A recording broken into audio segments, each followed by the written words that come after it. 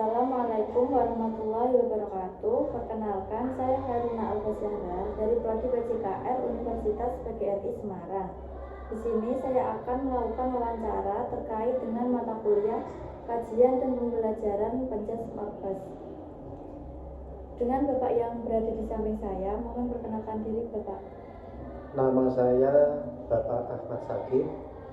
Sehari-hari pekerjaan saya adalah sebagai kepala sekolah, dan saya sebelum menjadi kepala sekolah, saya adalah guru PJOK.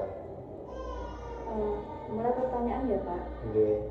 Pertanyaan yang pertama, apa latar belakang pendidikan Anda? Latar belakang pendidikan saya ya diawali dari SD, kemudian SMP, kemudian SGO atau Sekolah Guru Olahraga. Kemudian setelah lulus, saya lanjutkan ke sarjana atau S1 jurusan PJOK. Pertanyaan yang kedua, apakah Bapak memiliki sertifikasi atau kualifikasi khusus dalam bidang pengajaran tertentu? Untuk sertifikasi, bahwa saat ini memang setiap guru itu harus mempunyai sertifikat pendidik yang saat ini disebut dengan sertifikasi. Nah, untuk saya, bidang khusus yang saya miliki dalam cabang olahraga itu adalah senam lantai. Oleh karena itu, saya ada sertifikat berkaitan dengan pelatihan senam lantai. Pertanyaan yang ketiga, apakah Bapak secara teratur mengikuti pelatihan atau workshop untuk meningkatkan keterampilan pengajaran Anda, Pak? Ketika saya masih aktif sebagai guru olahraga, saya aktif mengikuti diklat, workshop, dan lain sebagainya berkaitan dengan bidang tugas saya sebagai guru olahraga. Tetapi saat ini karena tugas saya itu berbeda, saat ini tugas saya itu adalah manajerial atau mengatur, baik itu mengatur siswa maupun guru-guru, sehingga untuk diklat saat ini itu sudah jarang-jarang dibandingkan dengan ketika saya masih aktif sebagai guru olahraga. Pertanyaan selanjutnya, bagaimana Bapak mendefinisikan gaya pengajaran Anda, Pak? Saya memang setiap orang, setiap guru PJOK itu mempunyai gaya atau style sendiri-sendiri, baik itu saat mengajar maupun saat penilaian. Untuk saya itu lebih cenderung memiliki style atau gaya mengajar yang melibatkan siswa. Pertanyaan selanjutnya, apa strategi yang Bapak terapkan untuk memastikan bahwa setiap siswa memahami materi pelajaran? Untuk memastikan bahwa siswa itu memahami materi yang saya sampaikan atau yang saya ajarkan, dan barang tentu setiap habis melakukan kegiatan pembelajaran, kami akan mengadakan evaluasi sejauh mana materi yang saya berikan itu diserap oleh anak-anak.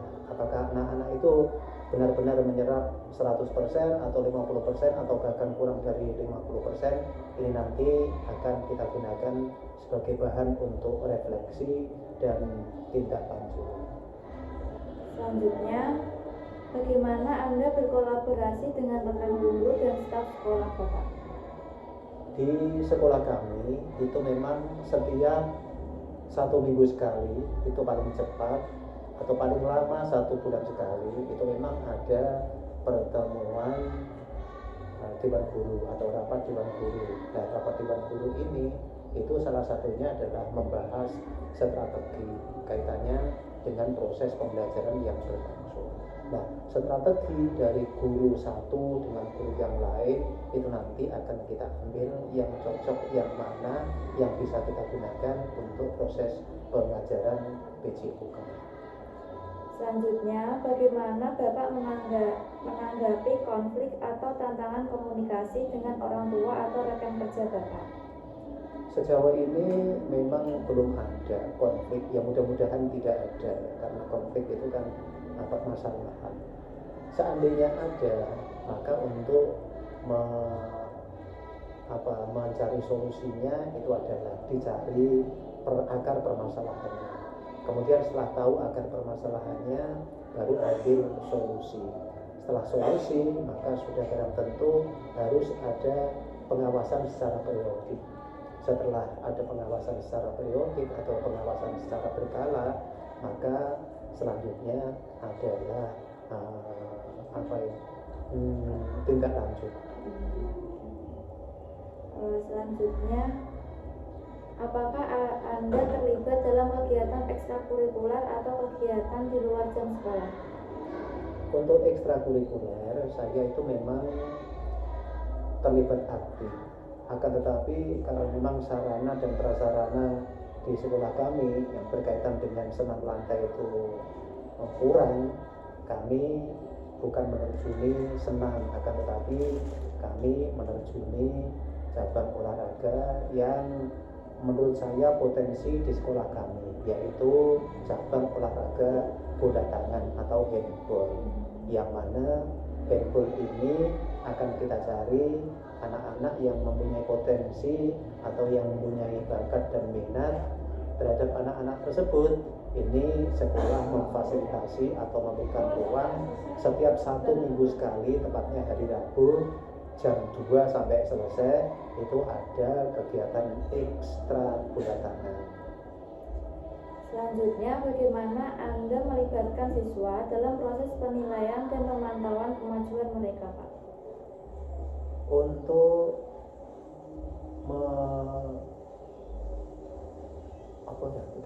melibatkan siswa dalam proses penilaian dan pemantauan. Nah, ini kok coba balik ya. Pertanyaan selanjutnya, bagaimana Bapak melibatkan siswa dalam proses penilaian dan pemantauan kemajuan mereka, Pak? Di PJOK itu kami melaksanakan proses pembelajaran secara aktif. Artinya bahwa kami itu melibatkan siswa untuk berperan di dalam proses pembelajaran. Jadi anak-anak itu tidak hanya pasif menerima materi dari saya selaku guru olahraga saat itu, akan tetapi anak-anak kita libatkan untuk melakukan uji coba, melakukan percobaan, kemudian melakukan apa yang telah saya sampaikan hingga pada saat evaluasi, sehingga anak itu ada peran di dalam proses pembelajaran. Pertanyaan selanjutnya, bagaimana Bapak mengintegrasikan teknologi dalam pengajaran Anda, Pak? Mau tidak mau, suka tidak suka, memang saat ini itu adalah saatnya kemajuan teknologi. Maka kita tidak bisa menutup mata untuk tertutup dari teknologi yang saat ini itu sangat maju sekali. Nah, kaitannya dengan pembelajaran olahraga, kami pun juga mempergunakan teknologi sebagai media untuk menyampaikan untuk menyampaikan video-video berkaitan dengan gerak-gerak yang mungkin tidak bisa saya lakukan, sehingga anak-anak itu mempunyai gambaran, oh ini gerakannya, oh ini yang harus saya lakukan, dan lain sebagainya. Pertanyaan selanjutnya, apakah Bapak memiliki ide atau pembelajaran berbasis proyek atau proyek inovatif yang telah Anda terapkan dalam kelas, Pak? Untuk inovasi pembelajaran, ya memang harus ada, ya. Yang pertama, supaya anak itu tidak jenuh dengan proses pembelajaran yang biasa-biasa saja. Oleh karena itu harus mempunyai inovasi.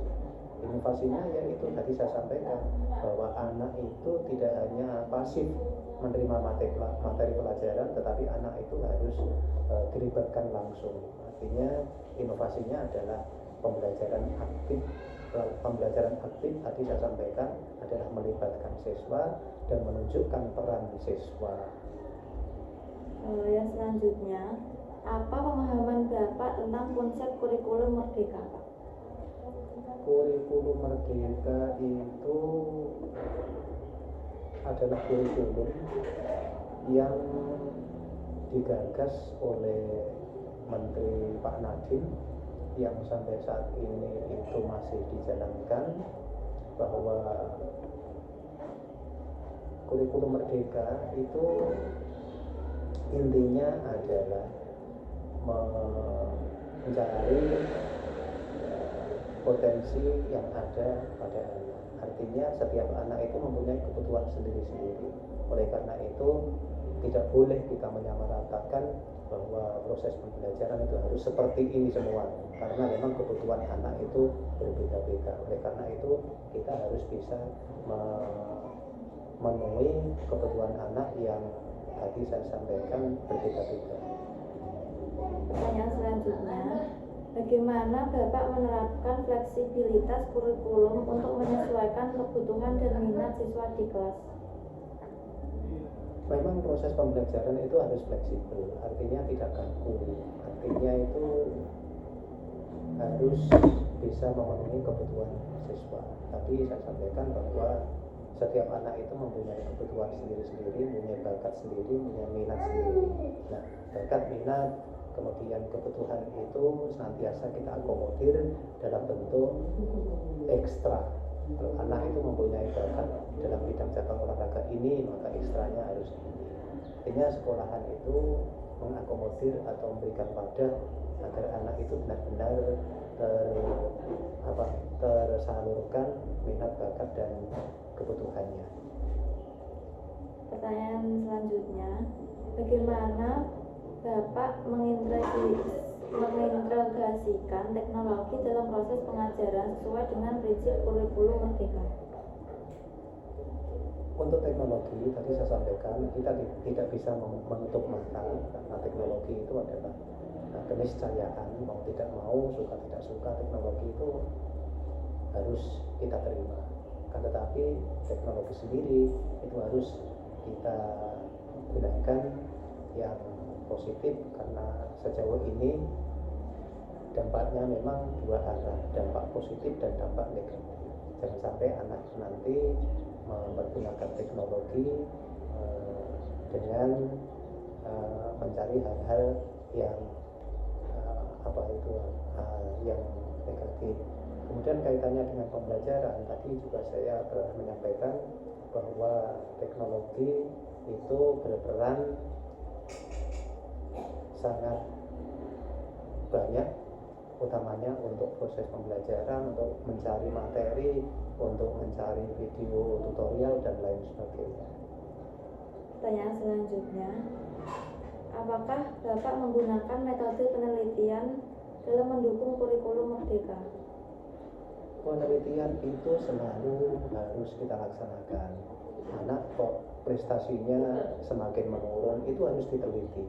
Kenapa, sumber masalahnya apa, kemudian cara mengatasinya bagaimana, setelah tahu kemudian bagaimana tindak lanjut, kemudian setelah mengadakan tindak lanjut baru kita dievaluasi, kemudian apakah yang sudah kita lakukan itu benar-benar sudah efektif atau belum untuk mengatasi itu. Pertanyaan selanjutnya, bagaimana Bapak berkolaborasi dengan rekan guru dalam merancang dan melaksanakan kurikulum merdeka, Pak? Untuk pelaksanaan pembelajaran mempergunakan kurikulum merdeka, itu saya beserta rekan guru terus senantiasa berkumpul. Lebih-lebih di sekolah kami itu ada yang disebut dengan komunitas belajar. Nah, komunitas belajar ini yang kita gunakan sebagai sarana untuk menyelesaikan permasalahan dan lain sebagainya, termasuk proses pembelajaran. Oke, pertanyaan selanjutnya, apa tantangan utama yang Bapak hadapi dalam menerapkan kurikulum merdeka saat ini, Pak? Kurikulum merdeka itu kan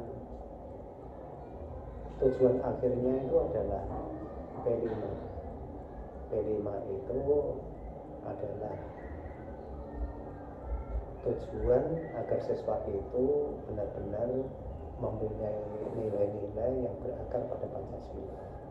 Dan karena itu sangat mulia apabila kurikulum merdeka ini kita terapkan dengan sesungguhnya. Selanjutnya, Bagaimana Bapak mendorong partisipasi aktif siswa dalam proses pembelajaran sesuai dengan semangat kurikulum Merdeka? Partisipasi aktif, ya tadi saya menyampaikan bahwa pembelajaran yang kita gunakan itu adalah pembelajaran yang aktif.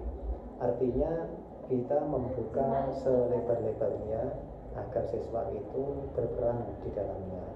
Nah, salah satunya adalah dalam bentuk diskusi. Walaupun olahraga, diskusi pun juga kita temukan.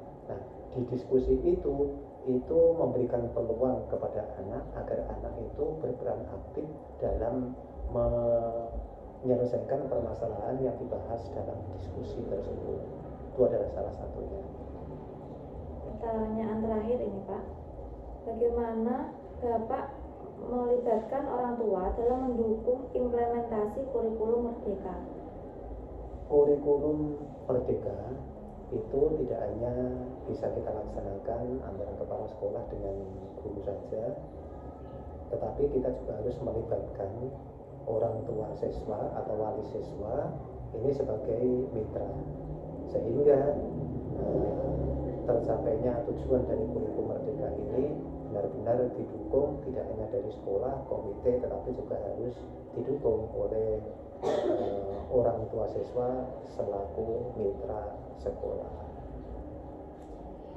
Oke, sekian wawancara dari saya ya Pak. Terima kasih atas waktunya.